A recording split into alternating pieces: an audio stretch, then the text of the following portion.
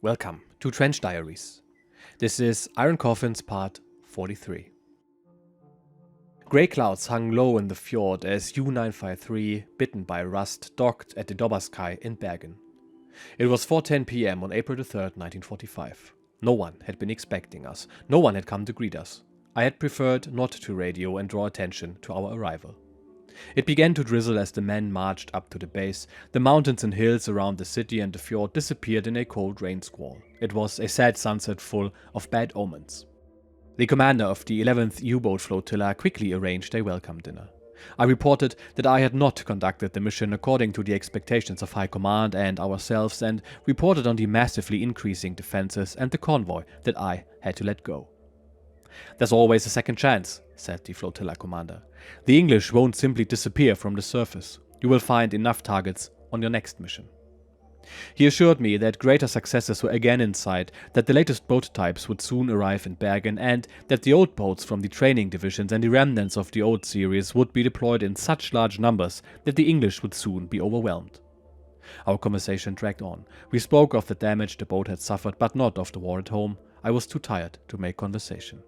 I had hardly slept during the mission and had not laid my head on the leather mattress even once in the last 5 days. When the drinking began to affect my men, I quickly stood up and ended the celebrations. The next morning, I moved U-953 to the shipyard for a thorough examination of the damage. They turned out to be much more serious than I had initially assumed. The extensive repair work would require a dry dock.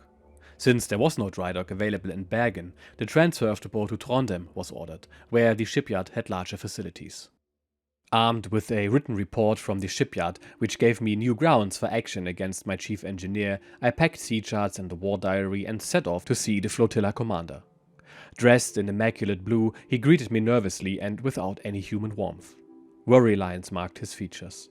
The confidence he displayed on that day in May 1944 when he handed me the ramming order had completely disappeared. Without preamble, I asked for the reassignment of my chief engineer. "We just don't have an engineer with the qualities you're looking for," he explained. "Engineers are in very short supply. You have to make do with what you have.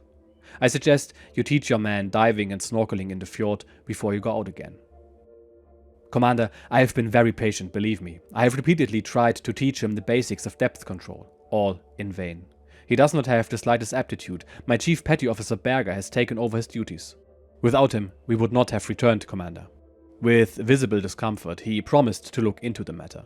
I left the briefing feeling that I had not presented my case forcefully enough, so the matter was not settled. However, the decision came the next day. I was preparing the boat and crew for the transfer to Trondheim when I was called to the flotilla commander. "Your chief engineer has complained to me that you confined him to the officers' mess for most of the mission," began Commander Rösing. "Why did you take such drastic action, and why did you not report it to me?"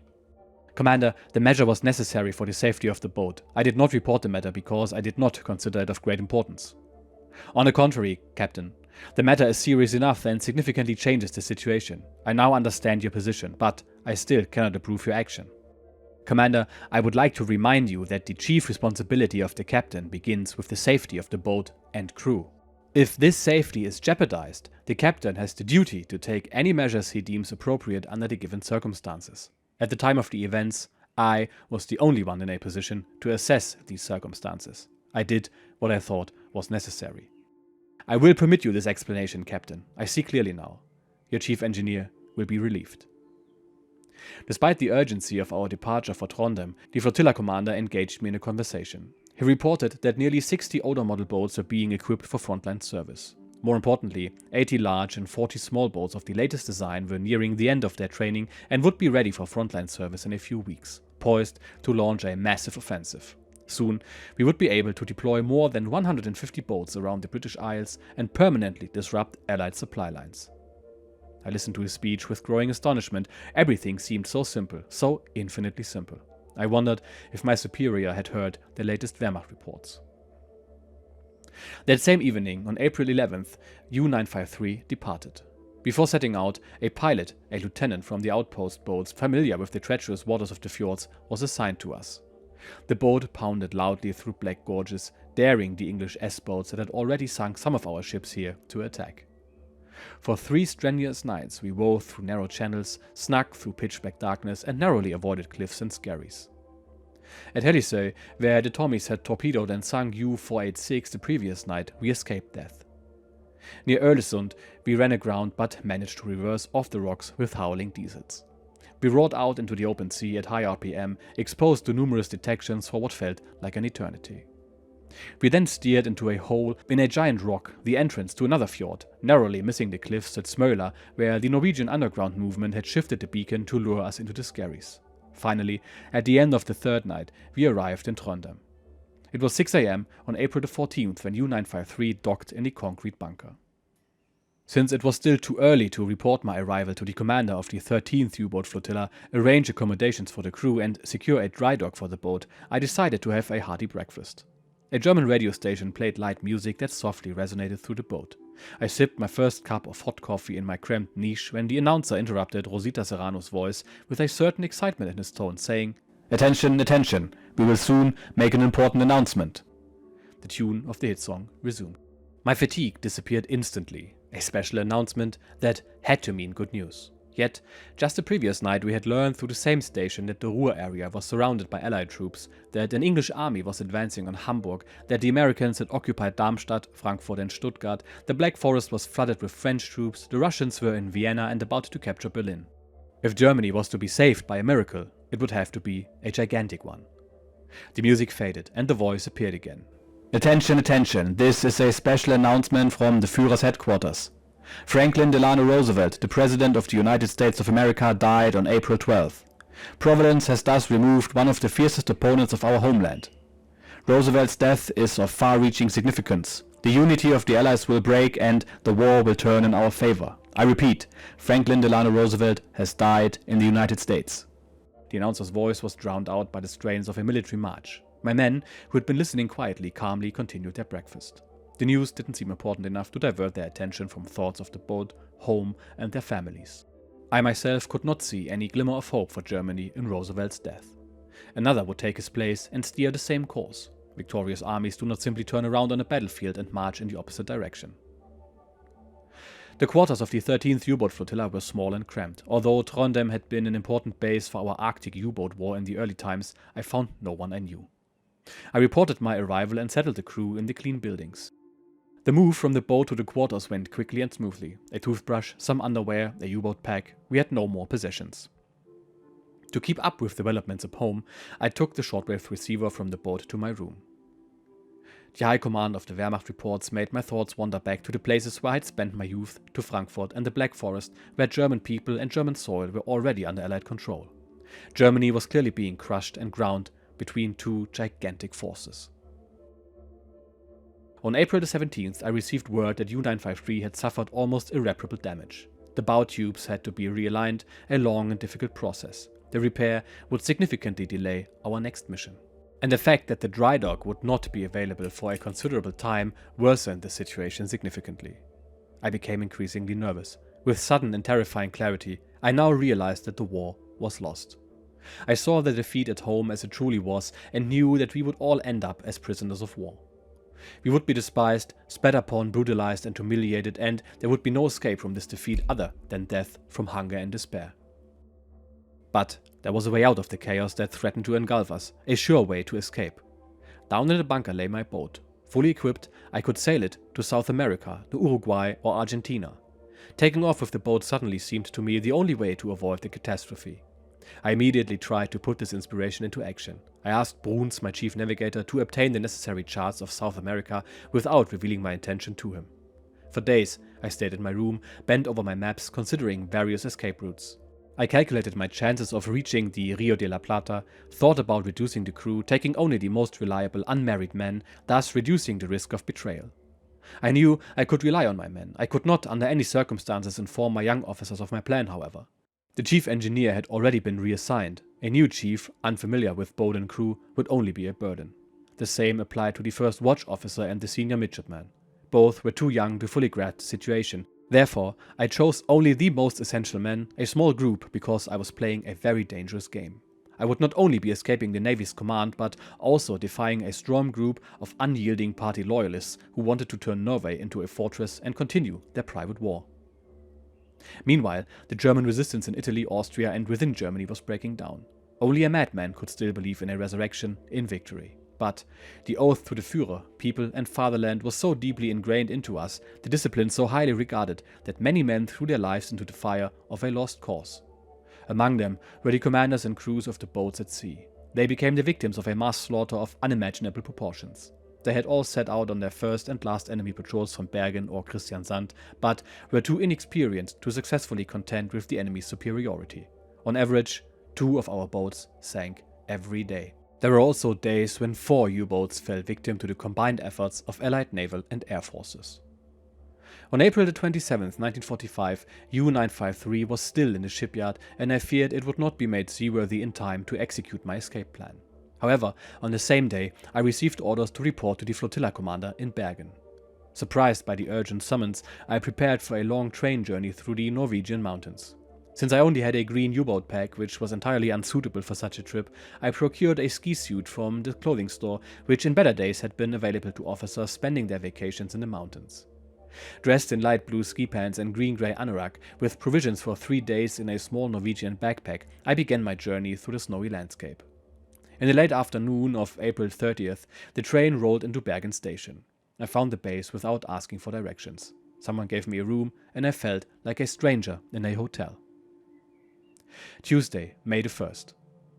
At 8:30 I knocked on the door of the flotilla commander's sanctum. "Reporting as ordered, Commander."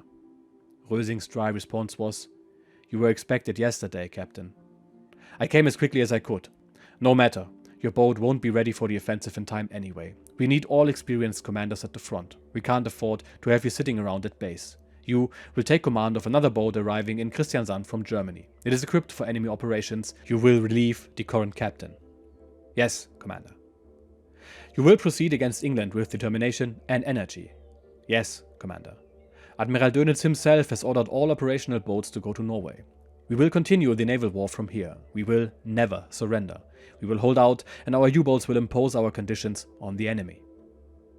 He handed me the order to report to the 15th U-boat flotilla in Kristiansand and added, "By the way, you can also act as a kind of courier on this occasion. I will give you some secret command documents to deliver to our base in Oslo, Horten, and Kristiansand. The papers will be ready for you in the afternoon." I clicked my heels together and left the room. Once in the hallway, I bit my lip. My wonderful plan to escape the inevitable chaos was shattered. But then it suddenly occurred to me that a new boat equipped for an enemy mission offered an even better opportunity to reach South America. My determination to escape the collapse was further reinforced by the senseless order from leadership to continue the naval battle until the last boat and the last man of the U-boat force lay on the ocean floor. The result of this operational order was evident everywhere. At the base and on the piers, the final preparations were being made to send the outdated boats to their doom. Crews and shipyard personnel were working frantically, as if the fate of the Reich depended solely on their efforts. Meanwhile, confusing reports were spreading. The Wehrmacht report had admitted that the battle for Berlin was reaching its climax. Hitler himself had taken command of the defense of the Reich capital. At 7 p.m. I received the secret papers I had been impatiently waiting for. But it was already too late to leave. I had a meager dinner in the officers' mess and went to my room early. I intended to start my journey to Kristiansand well rested. I turned on the radio, stretched out on the bed, and waited for the news. Suddenly, the music was interrupted. The announcer's voice, first hoarse, then loud and clear, broke the brief silence. "Attention, attention. I have an important announcement to make." I was instantly wide awake and looked at the clock. It was exactly 9:30 p.m. Tragic notes from a Wagner opera heralded a very serious announcement. At this fateful hour, anything was possible. Berlin could have fallen into Soviet hands, a ceasefire could have ended a senseless killing. Then the announcer spoke again. In a deep, solemn voice he began. "From the Führer's headquarters, it is reported that our Führer Adolf Hitler has fallen this afternoon in his command post in the Reich Chancellery, fighting to the last breath against Bolshevism for Germany. On April the 30th, the Führer appointed Grand Admiral Dönitz as his successor. The Grand Admiral and Führer's successor speaks to the German people." That was the end. The end of the war, the end of Germany, and of German history. The only possible misfortune was now a completed fact. Hitler's death could only mean one thing, the admission of absolute defeat. As if from a great distance I heard the voice of the Lion. He said that the fight must continue to save millions of refugees, that we must keep fighting to defend our rights. His explanations faded into the sounds of the Deutschlandlied. An infinite sadness overcame me. Together with millions of Germans, I had given everything that was dear to me. I had sacrificed parents and a sister for the sake of the fatherland, for victory, had blindly believed, fought, hoped and suffered, and waited in deep devotion for the miracle. Now it was all over. Just over. It was the end. Disturbed, I stumbled down into the officers' mess. The flotilla chief and several officers sat pale in their chairs. One said, "He died on the barricades. We must continue to fight." Another explained, "He set an example for us. We must hold out and continue the fight here in Norway. The Allies will not find it easy to smoke us out of these mountains." Others cautiously expressed their opinions, admitting that this was the end. Hopelessness soon silenced the conversation. We dispersed. The following morning, on May the 2nd, I took the express train to Oslo, arriving late in the evening. On May the 3rd, I delivered an envelope with secret papers to the instructed address, then boarded a train to Horten, handed another envelope to the adjutant of the base there, and finally took the next train for the last leg of my journey. May the 4th, 1945. After a sleepless night on a wooden bench in an unheated compartment, I arrived in Kristiansand around 7 a.m. A blue sky arced over the city. I walked along a dusty path through a grove of stunted pines to the U-boat base and entered the flotilla's administrative building exactly at 8:30 a.m. A rather young lieutenant, the adjutant, showed me the way to the flotilla chief's room. Before me stood a medium-sized officer with a knight's cross. It was Commander Juergensen, and he had been a commander of a U-boat when hunting and shooting was still a pleasure.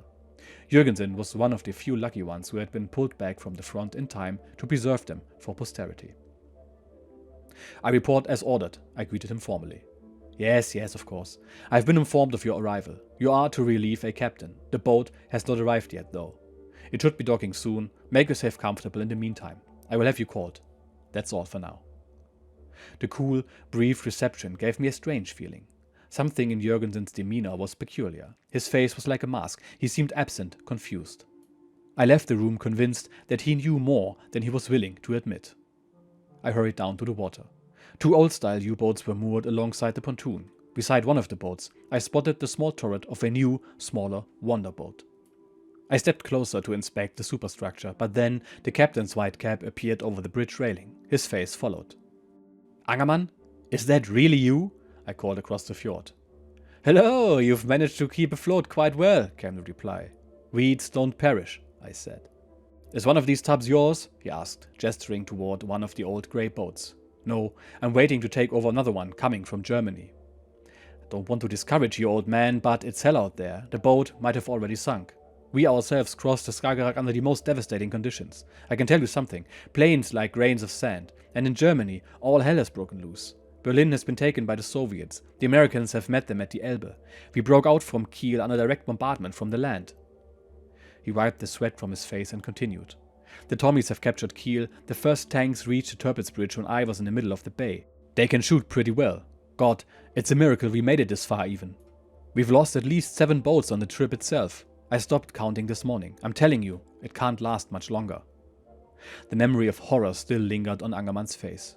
Slowly, another small boat glided toward the pier. A man threw a line. At that moment, I recognized the face under the white cap of the captain. It was my friend, Fred Schreiber. He too had escaped the battle in the Baltic Sea. Fred raised his right hand and greeted warily. His once lively, sparkling eyes had lost their vivacity. His skin was pale. As soon as the gangway was lowered, I hurried on board.